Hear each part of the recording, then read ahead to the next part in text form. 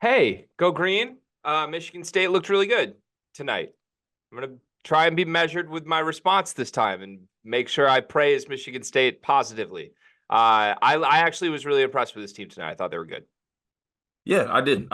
It was a game that I'm not saying like it scared me, put like a lot of fear in me, but it would have been easy for this team based on what they've done this season and how they played to have a letdown in this spot. And they managed to have a late run in the first half to get it out to like an 8 point lead at halftime. And then that was without any contributions from Tyson Walker whatsoever.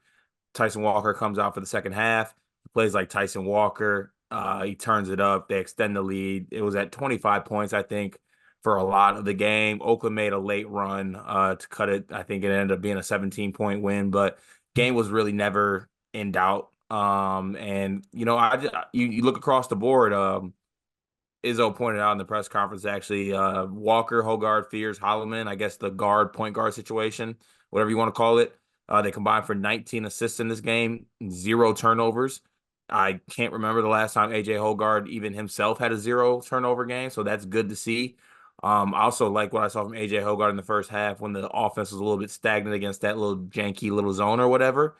But yeah, I think just a solid game. I think guys played well. We got production from the center spot, so that was good to see as well. Xavier Booker hasn't missed in what feels like a couple games. All in all, good dub.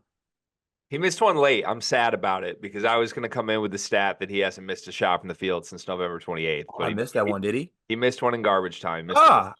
Ah, Yeah, this is Hogard's first game without a turnover since January 22nd in Assembly Hall against Indiana last season. I thought Hogard was really good. I think I may not have expressed this the way that I wanted to. Maybe tact tactically. What's the tacticianly?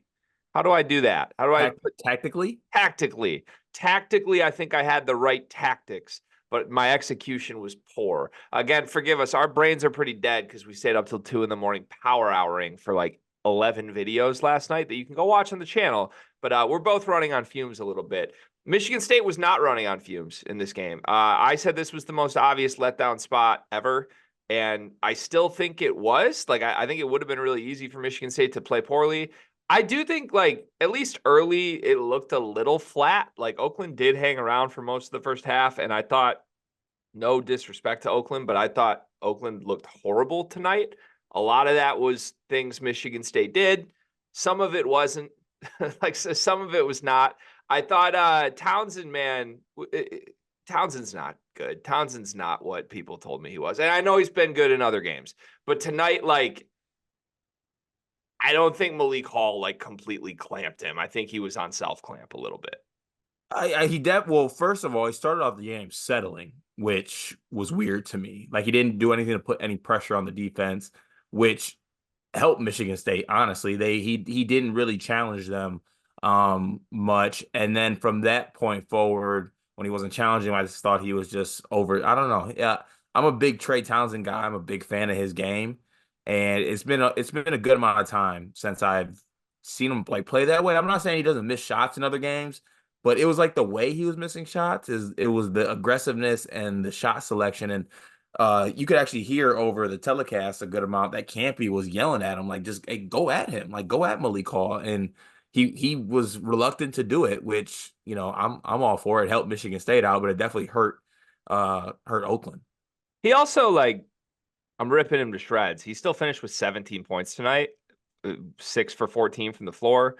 But we are box score guys. I watched him in the Illinois and the Ohio State games, and I felt like he was a much bigger factor in those games. And give Michigan State credit because they did do a great job on him defensively. But like there were sometimes even like he had a catch on a really nice pass where he got behind the two bigs. And he really just had to like catch it and finish. And he was like really hesitant to even go up and finish it. Like he kind of like collected himself and did a little dance and almost blew a wide open bunny. So I don't know. It was weird. But this is a Michigan State recap. This is not just an Oakland recap. I have a lot of notes on Michigan State, but I want to give you the opportunity to steer with this. Where do you want to go? What do you think was most important from this game? I think I'll start with most important is that we got something from the 5 spot. Hmm. Like we got something. I'm not asking for anything crazy in this in the out of our 5 position, but the fact that we were able to get something from Madi, we were able to get something from Cooper, I think really helps this team, and it's something that should be expected. To be honest with you, we should not have any more situations where you're getting 3, 2, and 2 combined for your centers. You got to get something from that position. So it was good to see us get something from that position. Um, Next, we might be approaching a dialogue and possibly an apology for me about Tre Holloman. I'm not getting there yet. Not Oh, just yet. stop it. Stop it. I'm I'm sorry. not getting I'm there yet. sorry. I'm sorry. Come on. You were I'm there. not I'm not getting No, there. Carter, I'm we not should be getting there. there. We should be there. We Should should we? be there. Yes, we should be there. And I know I this is kind of like the reverse roles of us with Michigan State, because normally like you might say something positive and then I'm doing like, Carter, stop it, stop it. This time, like we can't hate just to hate. Tre Holloman is legitimately a good asset on this team. I'm not. We've seen nothing this season to tell us that he's a bad basketball player anymore. Oh, I've seen a couple things. Like what? Like an air ball 15-footer from the elbow. Okay, air balls happen to Yeah, everybody else on I this know team they happen. too. I know they happen. I'm Like, just saying it's like for everything that I he I t- I'm trying to think how I want to say this. I personally think that he has one good game against a good opponent. Like I think that's kind of fair to say. um, Maybe 2 good games. I don't like the way you're framing that, but Okay. I Um guess. okay, but I'll frame it like this. Trey Hollman is doing a lot better than I thought he would do. I think he's a And top I 6 player on the team, if not maybe 5 right now. Like I Yeah, I think know. he's good. And that's where I will apologize. I think he has been a lot better than people are giving credit for, and I'm saying people myself. And yeah, what I saw him doing, because I thought we were going to get nothing from him, and we are getting something from him, and that should be noted. Yeah. Okay. Here's some things just in rapid succession that I really like about Trey Holloman. Uh, Look, it's got to be hard to be a guy in Trey Holloman who is trying to force his way into this rotation on a team that like did get hit with all the returnees. Like Trey Holloman probably coming into this offseason was probably like, oh yeah, like Tyson's gonna leave or AJ's gonna leave. Or at least like maybe Jaden will go pro. Like it's almost about to be my time. And then all 3 of those guys were like, we're coming back. You're stuck. And again, in other spots on earth, like he might have transferred. Like it would have been very easy for Trey Holloman to be like, I'm not going to get any minutes this year. Let me go to Butler. Let me go Pierre Brooks my way out of this situation, right? And instead, I think he got a lot better at everything. Um, but specifically, some things he does well that at this point are just consistent, Cart. He had 4 assists tonight to 0 turnovers. He hasn't had a turnover in a game since November 28th. He's got 4 straight games without a turnover. He's playing 20 minutes a game. Just this year, man, I like 4 assists. He's had a couple high assist games. Obviously, he had the 10 assists against Georgia Southern, but he had 5 assists in 2 games earlier this year. That's not easy to do when you're playing next to a ball dominant guard, AJ Hogard, and an all-American level scorer in Tyson Walker. Like the ball's usually in those guys' hands. And somehow Tre Holloman's like really impacting the game as a passer while also taking care of it. Just for comparison's sake, though, because if there's one guy I think he's kind of like beating out to earn a role on this team right now, do you know how many games in Jaden Aiken's career he has 5 assists or more? Probably 2. 0 in his career. And Tre Holloman has 3 this season. Like, and he's playing less minutes than Jaden. So if Jaden's not going to come in and hit shots, which you want to talk about air balls, Jaden had another air ball tonight. Jaden seems to airball at least 1 shot a game. 15 footers. To me right now, I think I trust Holloman's shot at minimum as much as I trust Jaden's. And to me, he does everything better on the floor elsewhere. He's a better passer. He takes care of the ball better. I think they're equal defenders. Like, he has earned a role on this team, and I think you got to give him a lot of credit. Yeah, like I said, I'm almost there. I'm just not You there should be yet. there. It's fun. Be there. I'll be there soon. I'll be there soon. I'm a fashionably late type of guy. Yeah, this is true. Okay. He's good. He's good. I compare it to Cheddar, man. Like, these are guys that we didn't want to be good on our own teams because we thought they were bad, but now they're good, and it's fun to just accept that they're good more than it is to like keep rooting on their downfall. Like, you know what Never, else? never, never rooting on the downfall. You know what else would be great? Like, it'd be great if your centers were good, but like, it's like we don't have to always root against them. You know what I mean? Like, Yeah, no, like I said, and that's why one of the first things I gave them credit for. And also, I'd like to add that I believe Jay Nakins went 4 for 4 from three in the second half. Am I not I think he hit three tonight. three for three? Because I don't think he hit one in the first half. No, what did he shoot? He was 3 for 7 from three tonight. Three, yeah, okay. I think he was 0 for 4 in the first half and 3 for 3 in the second half. So Yeah, the team was 2 for 10 in the first half. The team finished 9 for 21. That's 43%. That's 3 consecutive games of really good shooting. Are you I mean, we did the whole dance with shooting weeks ago. What's the concern level with shooting still? Do you think this is a good shooting team now that they've done it 3 times in a row? I don't think they're a good shooting team. I don't think that they are as bad as they were to start the season. I think the term you use is like regress to the mean. Is that the term? It's a term. I don't know if I used it, but it's a term. Okay, I there was some term you use is like leveling out somewhat. Like this team's not the absolute worst shooting team in the country. They're also not the best shooting team in the country. They're not what they were last year. So, um, it is good to see. I think the right guys are shooting 3-pointers too.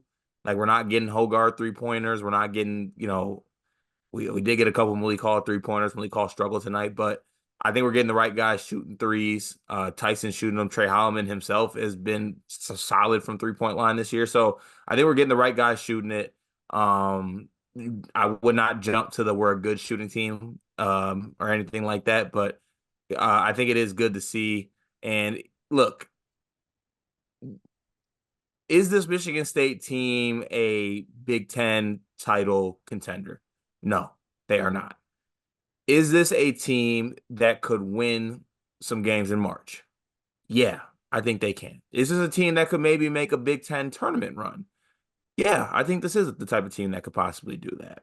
Mm. I wasn't there a couple of days ago. I see something now. I see the vision. I'm not getting like back on board. I'm not firing back up the monitors to put on Phoenix banners or anything like that.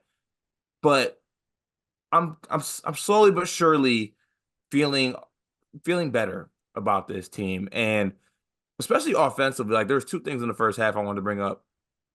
I loved what AJ was able to do because unfortunately with the lineup of the team and the 5-man with Madi there, it made it kind of hard to get things done as far as like making the zone move, making the zone a threat, especially with Malik Hall not knocking down shots. So that was a thing. But also, I thought they did a good job of turning it up, especially at the last part of the first half. And they're like, let's just get stops, boards, and get out and run before they can even set up that zone. I thought that was great. I love what AJ Hogarth did against the zone in the first half. He himself was just like, I'm just going to attack, get to the middle, hit floaters, kind of post up, AJ Hogarth type shots we want to see AJ Hogarth take. So, I mean, there's not really many negatives to me out of this game. If I had to nitpick one, I am starting to get concerned that Jeremy Fears doesn't look at the rim whatsoever and shows no aggressive offense, no offensive aggression at all. He's just so passive in everything he does, and I like believe that he's better than that and can provide something on the offensive end of the floor. I think that'll come with opportunity. I also think it's hard when you're the understudy to AJ Hogarth because like I don't mean that as disrespect to AJ, but like if you're being taught how to run this offense by a guy whose role is so much to be the setup guy and not a score first guy, you're just kind of going to learn it that way. And like I think it's ingrained in you that this entire roster's built to have scorers around you. You're supposed to be the setup guy. He did have two nice buckets in the second half, though. I know you were at the game, but 2 for 2 from the floor. He finished with 4 points, including the big one late to push it to a 17-point game. Oakland was going to cover if Jeremy Fears did not get a garbage time float. It was nice. So I mean, this might sound a little crazy. I think somebody said it in our Discord. I should probably look up the name and give him credit for it, whoever said this, but you know who you are. I think it was Coy. I think this game meant more to me than the Baylor result, because the Baylor result was just like everybody tripped and fell and played their best possible version of themselves, and that's great. I don't think it's super sustainable tonight. I think what you got tonight is extremely sustainable. I think everybody on the team is capable of doing exactly what they did tonight. And this performance tonight would have beaten some Big Ten teams, some good Big Ten teams tonight. And I know like it ends up a 17-point game. You were up 25 points against an Oakland team that had in a one-possession game against Illinois and Ohio State, who we think are two of the top 4 teams in this conference. So I'm very in. I liked everything I saw. I still strongly believe that this team goes as AJ Hoggard goes. And I think he set a really good example tonight. He was the one that was pushing tempo early. He had a couple of really nice, he still is, he's really, really good at that one move in transition where like he pushes so fast down, he gets everybody on his hip, and then he slows it down, and you think he's going to turn and kick it back out, but instead he turns and finishes with the right hand. That's my favorite Hoggard move, and he's unstoppable when he gets that angle. But yeah, 7 assists to 0 turnovers. To me, this was a quiet AJ game. He only played 22 minutes. And quiet AJ games are often the best AJ games, because that means you don't notice him making mistakes. That means you don't notice him in a bad way from a body language standpoint. Tonight, it was all business. He did have a couple smiles in the direction of Rocket Watts when he gave him a couple buckets. I enjoyed that. And I think you should be a lot more excited, a lot more optimistic, because the last 2 games have been a huge turnaround. Yeah, but unfortunately, this is what I got to do, and I got to bring this up. This is the WAP pattern. It's the WAP pattern. I'm sorry, but it's okay. I don't care. We're getting wins. This is a game you got to find a way. Like 1 game turnaround coming off the Baylor win. I don't honestly care if we won this game by 7. It's great that we led by 25 and won by 17. But this was a win this game, find a way by any means, do it. And guys did that. And guys played to their ability. So that's all you can ask for. Okay, people are going to make fun of us. Can I throw some quick hitters at you? Yes. Tyson Walker, 1,000 points in a Michigan State uniform. That's impeccably hard to do in 2 seasons and a month. He will go down as one of the best Spartan guards I've seen in my life. One of the most surprising career arc turnarounds of a Spartan that I have ever seen. I don't think I've ever seen a player who in his first year in a Michigan State uniform was as bad as Tyson Walker was, turn into a player that is as good as Tyson Walker currently is. What about Joey Hauser on a lesser scale? I don't think Joey was as bad as Tyson was in year 1. Yeah, true. I think people forget, really, and I know like I took a lot more crap than I think most people did, but like Tyson Walker year 1 was a huge part of why that team was in big trouble. Like he couldn't win the job from AJ that year. He refused to look at the rim. Yeah, and just to go from a guy that seemed like he had confidence issues offensively that, I mean, man, I'm looking through the sheets, man, so many games that first year where he did not score double figures in conference play, like games with 1 point, 0 points, 2 points, and to score 1,000 points and be a 20-a-game guy right now, it's insane. The 3-point shot's also coming around. When we had the conversation a couple of weeks ago, I said it's impossible to say he got better when he's shooting as poorly as he is from 3. Not shooting poorly from 3 anymore. He's been lights out for 2 weeks. So it is now very clear that this is the best version of Tyson Walker that we've ever seen. And I will remember him very fondly as a killer, as a very clutch player, and a guy who has a ceiling that could potentially put you on his back, and take you very special places. Keep gunning, Tyson. Never stop. Couple quicker hitters than that. Xavier Booker, he has the best shot on this team, I'm convinced, other than Tyson. Right now, yeah, His three is so beautiful. it is. We can use that. He didn't check in until there was 13 minutes left in the second half of this game, in a game that Michigan State was up 20 very early in the second half. How do you feel about that? Not a fan. Not a fan, but understand it. Do you? Somewhat, I guess. Yeah. I don't understand it in the context of, like, once this became a clear blowout, you got to work him in. You have to Yeah, work him in true. quicker. Yeah, I guess it's like it's twofold to me. Like I understand it bothers me more when he doesn't play when the other bigs aren't playing well. The Yeah, other bigs are playing well, so I kind of like that's I fair. guess I see it. I like that angle. He also immediately checked into the game and first defensive possession got a block, and then Yeah. two possessions later hit a three. So, like, I at this point, like, I believe that Xavier Booker is making an impact when he gets in the game. You have to reward that. I would prefer they reward that with a first half shift in these games. Like, don't wait until it's garbage time to give him 4 minutes and that's it. I think he's earned it. I think he's earned the first half shift too. I think Yeah. he's earned it. I just want to see it. I want to see it. And I think we got to see it before Jackson Kohler gets here, because by the time the Jackson Kohler's here, I don't think we're going to see it. Cohen Carr with two dunky dunks back to back tonight. The first dunky dunk was one of his more spectacular dunky dunks of the season. I would say it was still definitely absolutely a dunky dunk. Make no mistake about that. It was a great dunky dunk. Then immediately after that, I don't know if you've seen the clip or not. Immediately after that, Carter, he got blocked by Jack Golke. Yeah, that's unacceptable. I Jack did see it. Golke. I saw your message, which prompted me to go look it up. Carter, How's Jack that Golke happen? might be the worst athlete in the country. Literally. Yes. No, he is. He blocked Cohen Carr, who is the best athlete in the country, I at need the rim. I need a close up. It had to be was it clean? I didn't get a good clip of it. They called the foul on quick review. I thought it was clean, man. Like, and that's not to take anything away from Cohen, because he just had the poster moment right before it that was stupid good, but like, he got blocked by Jack Golke, man. Like, I don't know how that happened. That's one of the more improbable things I've ever seen. Speaking of Jack Golke, he stinks. But this guy makes sense now. Like, fun story. I love watching what Greg Campy does with these guys. I love a kid that can go from Hillsdale to make such an impact, and he only shoots threes. My guy was terrified of the stage tonight. He was absolutely shooketh. He had two wide open ones where Michigan State did, like, completely miscommunicate on it, and they barely hit the front rim. Like, some dudes got it, some dudes don't got it. And my quick read of the Oakland players tonight, by the way, these are not their best players. Blake Lampman, he got it. Rocket Watts, he got it. Trey Townsend and Jack Golke, they had no interest. They were absolutely terrified. Yeah, facts. Big facts.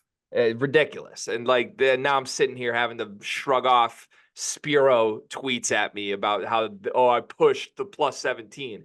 If Jack Golke can go 2 for 10 from three, then I'm fine here. I'm frustrated. I think that's all of my quick hitters. I think that's it. Do you have anything else? No, good win. Feels good to get one. This is for people who watch the movie Major League. He had that phrase. He's like, we win one game, that's great. You win two, that's called a winning streak, fellas. And that's what we're on right now. We're on a winning streak, and I'll take it. We like winning streaks. Michigan State has another game Thursday. We will be back on the channel, and we will be ready to preview that game. We'll be very excited about that game against Stony Brook. I promise you I won't predict Michigan State to lose that game. I can guarantee you that. Congrats, Carter, on your win. Congrats on your men's league win with the game-stealing free throws, by the way. We'll see you later this week.